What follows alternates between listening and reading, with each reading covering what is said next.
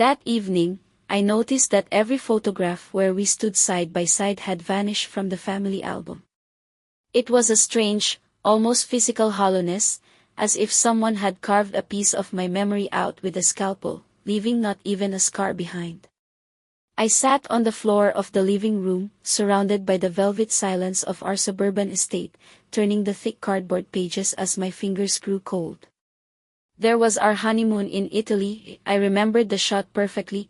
We were standing by the Trevi fountain, his arm around my waist, my head thrown back in laughter. Now, only the fountain remained on the page, lonely and majestic, and beside it, a neat trace of glue, barely visible, as if a second person had never existed there at all.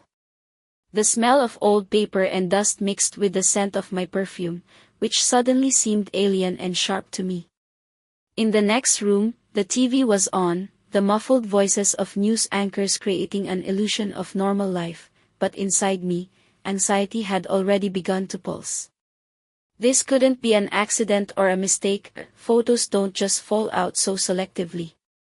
I ran my palm over the empty page, feeling the roughness of the cardboard, and a thought pierced me: if I am not in these pictures, do I even exist in this family? Julian entered the room silently, with that predatory grace he had mastered lately. I flinched when his shadow fell across the open album and hastily slammed the book shut, as if I'd been caught doing something shameful. He held a glass of red wine, the crystal gleaming dully in the lamplight, and on his face was frozen that same half-smile I once mistook for mystery but now recognized as a mask of boredom.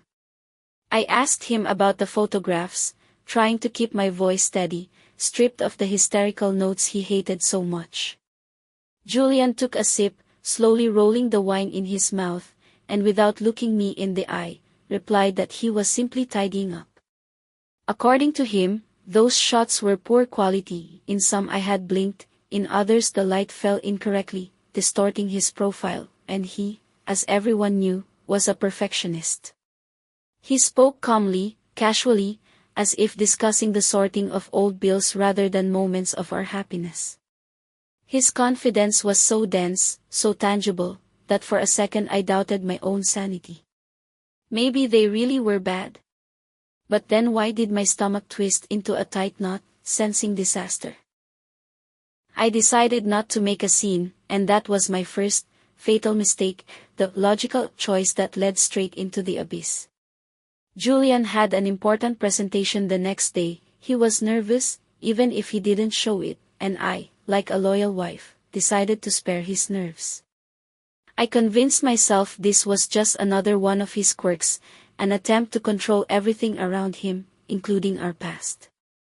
I stood up, slid the album back onto the shelf, feeling the spine of the book burn my palm, and went to the kitchen to make dinner. The rhythmic chop of the knife against the cutting board was soothing, bringing me back to the familiar track of domestic life. The smell of sautéed onions and spices filled the kitchen, creating a cozy cocoon where I wanted to hide from my suspicions. But as I was setting the table, placing the plates, I caught myself laying out silverware for only one person. My hand trembled, and a fork hit the tiles with a ring, the sharp sound cracking like a gunshot in the silent house. Julian didn't even turn around from the living room, and that indifference frightened me more than any shout. Why did I suddenly feel like an intruder, a temporary guest in his impeccably constructed life? The next 2 weeks turned into a slow-motion torture where every day brought a new, barely noticeable loss. First, my favorite mug disappeared, a large ceramic one with a silly inscription that my sister had given me. Julian said it shattered while he was washing dishes, and he threw away the shards so I wouldn't cut myself. I believed him, even though I knew he never washed dishes. That was exclusively my duty. Then, my bathrobe, which had hung on its hook for years, vanished from the bathroom. He explained that the fabric was worn and looked untidy, so he had sent it for recycling along with some old towels. I listened to his explanations, and they sounded logical, rational, yet they radiated the chill of a morgue. My things were disappearing one by one, freeing up space that was immediately filled by his possessions, new document binders, gadgets, sports equipment. I felt like I was being erased by an eraser, slowly, stroke by stroke, starting from the edges. In the evenings, I lay in bed listening to his even breathing, afraid to close my eyes, thinking, what if I wake up in the morning and find no clothes in my closet? A memory from 5 years ago surfaced, our wedding, which Julian had organized himself, from the napkins to the music. Back then, I admired his care, thinking how lucky I was to have a man so decisive, so willing to take charge. Now, I recall the details from a different angle. He had approved the guest list himself, crossing out my distant relatives to save the budget. He had chosen my dress, convincing me that the style I liked made me look heavy. I stood before the mirror that day, a beautiful doll in the hands of a puppeteer, smiling, not realizing it was the beginning of the end of my will. He had told the photographer then, shoot more of me and the wide angles, Claire isn't very photogenic. I had swallowed that remark, accepting it as concern for the quality of the photos. Now, staring at the ceiling of the bedroom where shadows from streetlights danced, I realized he had been preparing the ground for years. He wasn't just erasing me now, he had never allowed me to truly exist. Did I ever have a voice in this marriage, or was I just echoing him? The social news tightened just as imperceptibly as the domestic one. At a dinner with his partners, I felt invisible. We sat at a long table in a restaurant, surrounded by the clinking of crystal and restrained laughter, the air smelling of expensive cigars and truffle oil. I tried to join the conversation, to tell a funny story about our recent vacation, but Julian gently interrupted me, placing his heavy, hot hand on my wrist. He finished the story for me, completely twisting the facts, making me look clumsy and confused while painting himself as the hero savior. The guest smiled politely, looking at me with mild pity, as one looks at an unreasonable child. His colleague, Vivian, a woman with cold eyes and immaculate hair, asked what I was doing these days. Before I could open my mouth, Julian answered, Claire is in a transitional phase, taking a break from reality. I felt the blood rush to my face, a lump of resentment rising in my throat, but I remained silent, gripping the stem of my wine glass until my knuckles turned white. Why did I let him speak for me? Why did I choose the role of a silent prop again? Returning home, I rushed to my laptop, hoping to find confirmation of my existence in the digital world, but a blow awaited me there too. I logged into social media and discovered that Julian had hidden all our joint albums from public view. On his page, only his ideal, glossy life remained, career successes, the gym, trips where only he was visible against the landscapes. His status no longer said married, the field was simply empty, a gaping white space on the screen. When I stormed into his study, shaking with rage and fear, demanding an explanation, he didn't even look up from his monitor. The blue light of the screen illuminated his face, making his features sharp and alien. It's a security protocol, darling, he said wearily, rubbing the bridge of his nose. We have a complicated deal in progress, competitors monitor families. I'm just protecting you. His voice was so convincing, so caring, that my rage shattered against the wall of his calm. But why hadn't he warned me? Why had he done it like a thief in the night? I remembered our childhood, or rather, the story he repeated every time he had too much to drink, how his father walked out on the family, leaving his mother with nothing, simply disappearing one day. Julian always spoke of it with disdain for his mother's weakness in failing to keep a man, and with hatred for the father who abandoned what was his. Now I saw that he had learned the lesson in a twisted way. To avoid being left, you must control the breakup, you must be the one who decides when and how the game ends. He didn't want to be abandoned, he wanted to be the director of the finale. I went into the bathroom, turned on the water to drown out my sobs, and looked at my reflection. A frightened woman with dark circles under her eyes stared back, wearing a stretched-out t-shirt that suddenly seemed too big. I was losing weight, losing confidence, losing myself. Was this a plan for my annihilation, or was he simply clearing the stage for someone else? The atmosphere in the house became unbearable, the air felt thick and sticky, saturated with lies. The smells changed. Instead of the familiar aroma of coffee and baking, the place now smelled of sterile cleanliness and his expensive cologne, which seemed to have seeped into the walls.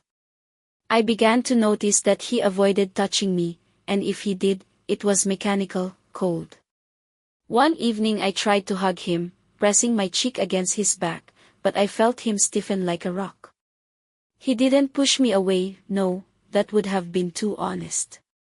He just stood motionless until I pulled away myself, feeling humiliated and dirty.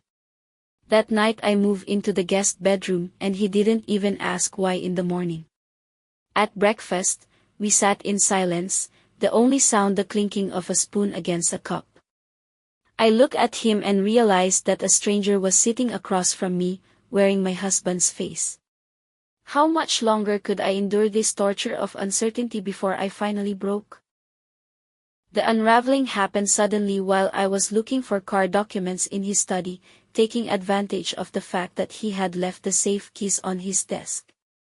I rifled through papers with shaking hands, my heart pounding in my throat, every rustle sounding like Julian's footsteps. At the bottom of the drawer, under a stack of contracts, I found a thick, unmarked envelope. Inside were not money or love letters, but photocopies of my passport, our marriage certificate, and a medical file with a diagnosis I had never had, borderline personality disorder. The report was dated last month, signed by a doctor I had never met. Beside it lay a realtor's business card marked, urgent sale, cash only. The world tilted, the walls of the study swam. He didn't just want to leave, he planned to have me declared incompetent, sell the house we had bought with my parents' money, and dump me in a clinic. It wasn't betrayal, it was the cold-blooded murder of my identity. How can you sleep in the same bed as your executioner and not notice the axe under the pillow? I stood in the middle of the study, clutching those damn papers, and felt my fear give way to an icy, crystalline clarity. The puzzle pieces snapped together, the missing photos, the isolation from friends, the gaslighting, the hints at my nervousness in front of others. He was systematically creating the image of a crazy wife so his actions would look like the desperate measures of a suffering husband. I heard the front door open. Julian was home early. I had seconds to decide. I shoved the envelope into the waistband of my pants, covered it with my sweater, and slammed the safe drawer shut. When he entered, I was standing by the window, pretending to adjust the curtain.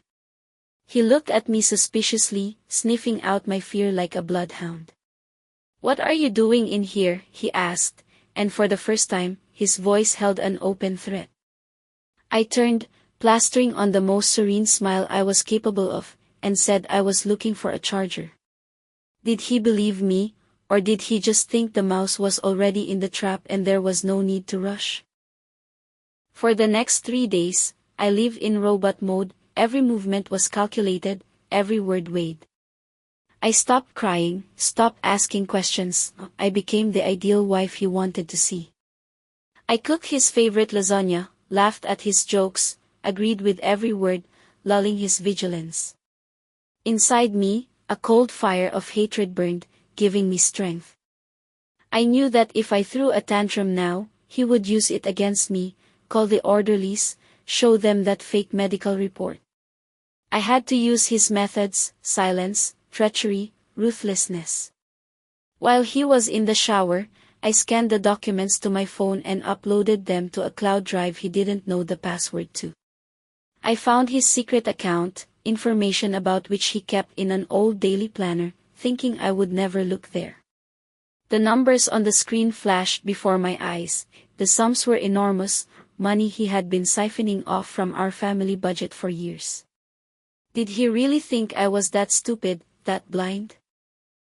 The hardest part was not snapping when he began to talk about how I should rest in a sanatorium. It happened over dinner. He poured me wine and, in a soft, insinuating voice, suggested a retreat in the woods where I could restore my nerves. "You haven't been yourself lately, Claire. You're forgetting things, confusing dates," he said, looking at me with faint concern. I gripped my fork until the metal bit into my skin, but I nodded. "Yes, you're right, darling, I need a rest," I replied, looking him straight in the eye. He relaxed, leaning back in his chair, satisfied with his victory. He thought I had surrendered, that I was broken. He didn't know that the retreat was the last place I intended to go. I could see him mentally spending the money from the house sale, building a new life on the ruins of mine. Did he know that tomorrow his perfect plan would collapse like a house of cards? I found a lawyer, an old acquaintance of my father's whom Julian didn't know. The meeting took place in a small diner on the outskirts of town, accompanied by the sound of rain and clattering cheap dishes.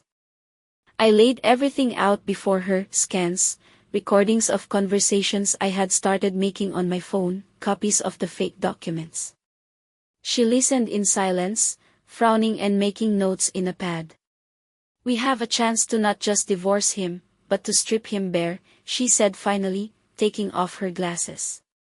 "Forgery of medical documents and fraud can carry real prison time." I felt a massive weight lift from my shoulders, felt air filling my lungs again. But I needed time, a couple of days to move my assets and prepare the final strike. I returned home feeling like a spy behind enemy lines. Julian met me with a question about my whereabouts. I told him I'd been walking in the park, feeding the ducks. He smirked, checking my phone. I had deleted all calls and geolocation history beforehand. How confident was he in his impunity that he didn't even consider the possibility of my resistance? The evening before my escape, I arranged a farewell dinner that only one person knew about: me. I cooked steaks, opened a bottle of collectible wine, lit candles. Julian was surprised but pleased. He took it as my capitulation, an attempt to appease the master before exile. We talked about nothing, the weather, summer plans that we would never have. I watched him chew his meat, watched him wipe his lips with a napkin, and felt nothing but revulsion. This man I had lived with for 7 years was a void, a set of functions and ambitions. I asked him, "Julian, do you remember how we met?" He froze for a second, then waved his hand dismissively. "Why dig up the past, Claire? We need to look to the future." That was him in a nutshell. The past only existed when it could be rewritten. I smiled and raised my glass. "To the future, Julian. To the future each of us deserves." Did he catch the double meaning, or was his ego too inflated to notice the threat? In the morning, the moment his car cleared the gates, the house came alive. I moved quickly, without fuss, following a strict list.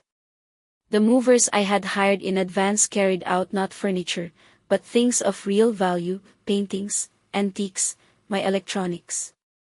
I took nothing he had given me; those objects were poisoned. I took the family album, the one with the empty pages. It would be my reminder, my survival manual. 2 hours later, the house was empty and echoing like a crypt. On the kitchen table, right where my mug had gone missing, I left an envelope. Inside were the divorce papers, a copy of the fraud report filed with the prosecutor, and one photograph. The one I had managed to hide in my wallet a year ago, where we were looking at each other with love. I had crossed it out with a red marker. I got into the taxi without looking back at the house that never truly became mine. Julian's phone started blowing up with calls 3 hours later, when his accounts were frozen. I looked at the screen, at the name husband, and finally pressed block. Did I feel triumph? No. Only infinite exhaustion and the scent of freedom, which turned out to be cold and sharp, like an autumn wind. It's been 8 months. I live in a small apartment downtown. It's noisy and dusty here, but it's my noise and my dust. The walls are painted a color I like, not a designer. Julian is still suing, trying to prove I stole family money, but the facts are against him. His reputation is ruined, partners turned their backs on him after learning of the fraud, and his perfect life on social media has been replaced by a locked profile. I sometimes see his car from a distance. He has aged, grown gaunt, lost that gloss he applied so carefully. I work at a small publishing house, reconnecting with friends he had cut off. Yesterday, I bought a new photo album. It is empty for now, but it is a clean void, ready to accept new memories, not scorched earth. In the evening, I sat on the balcony, drinking tea from a new, ridiculous mug, watching the sunset. I know the scars will remain, that I will startle at loud noises and check documents 3 times for a long while yet. But when I look in the mirror, I see myself again, not a ghost. And most importantly, I know exactly where I stand in this picture of life. Are you sure your photos are still in the album?